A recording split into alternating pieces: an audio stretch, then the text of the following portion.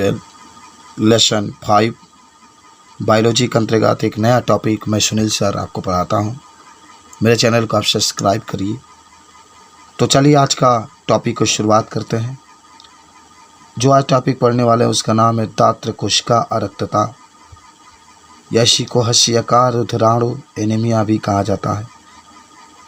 ये भी एक प्रकार का आप पहले कहेंगे कि मेंडलीय विकार है और ये भी आनुवांशिक होता है, एक पीढ़ी से दूसरे पीढ़ी में जाता है। लेकिन इसके लिए कुछ बातें आपको दिखा रहा है कि आखिर जो दात्र कोशिका अरक्तता ही क्या होता है।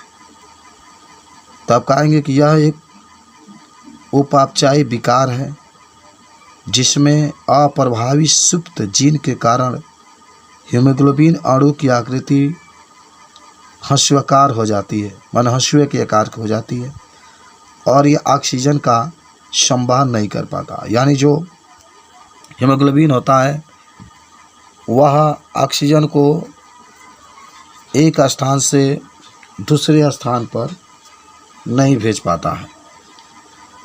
इस रोग के घातक होने के बावजूद यह वाहक की मलेरिया रोग से रक्षा करता है। अगर मान लो कि कोई स्त्री कोई पुरुष है, अगर वह दात्र कोशिका अरक्तता का वाहक है तो उसको मलेरिया रोग होने की संभावना कम होती है।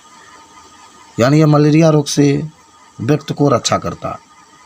इसके युग्म विकल्प यानी जो जोड़ा होते हैं, सबसे पहले एलील जो होते हैं अफ्रीका मूल के लोगों में या उन स्थानों के लोगों में बहुतायत पाए जाते हैं जहां मलेरिया रोग अधिक फैलता है। यानी जहां पर मलेरिया रोग अधिक फैलता है वहां पर ये रोग अधिक उपस्थिति होते हैं। माने अगर किसी व्यक्ति को बार बार मलेरिया हो रहा है तो उस व्यक्ति में ये रोग पाए जाने की संभावना बढ़ जाती है। इसको जो होता है इस तरीके से आप बता सकते हैं, जहाँ मलेरिया रोग अधिक फैलता है वहाँ HbA और HbS विषमयुग्मी मानव और HbS समयुग्मी मानव से अधिक जीवित रहते हैं। माने इसका जो इस पर प्रभाव कम पड़ता है और जो समयुग्मी मानव होते हैं जिस पर दोनों SS पाया जाता है वो कम संख्या में जीवित रहता है। चूँकि यह रोग उनकी अधिक प्रभावित नहीं कर पाता है, ये रोग जो होता है उनको अधिक प्रभावित नहीं कर पाता है। इसके बारे में भी आप बता सकते हैं। बच्चों, हमारे पास एक और छोटा सा क्वेश्चन कई बार बोर्ड के एग्ज़ाम में पूछा जाता है कि लाल हरी वर्णता की आवृत्ति पुरुषों में महिलाओं की अपेक्षा कई गुना अधिक क्यों होती है। माने ज़्यादा जो वर्णता के गुण होता है वो पुरुष में ही अधिक होता है, स्त्री में कम होता है, पुरुषों में कई गुना अधिक पाया जाता है। ऐसा क्यों होता है? तो आप कह सकते हैं कि लाल हरी वर्णता में कि यह एक X लिंग संलग्न अप्रभावी विकार है।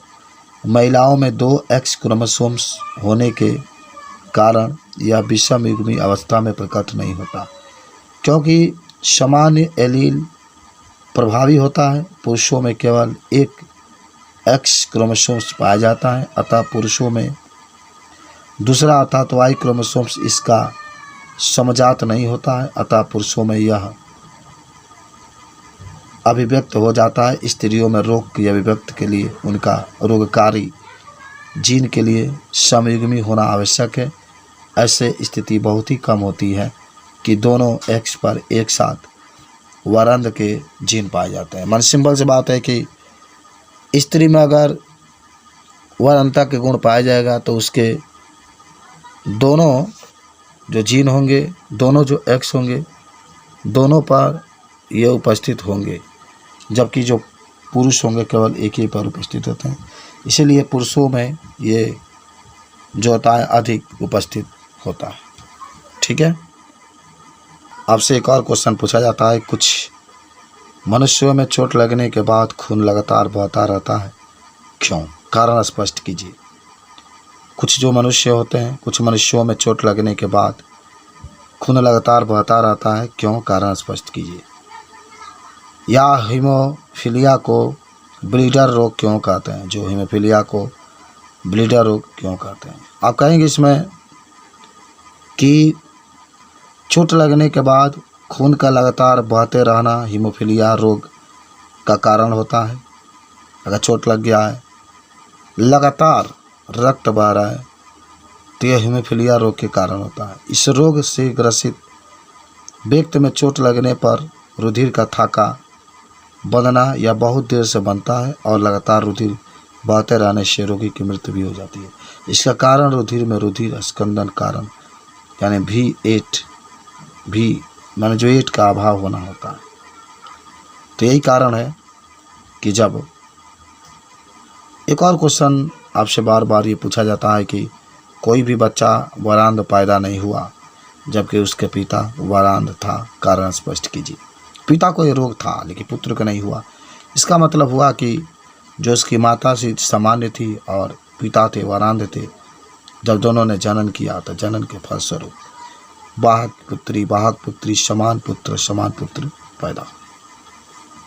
तो इस तरीके से मेरे दोस्त आपसे कुछ प्रश्न इस तरीके से पूछे जाएंगे तो इसके बारे में बता सकते हैं। ओके, धन्यवाद।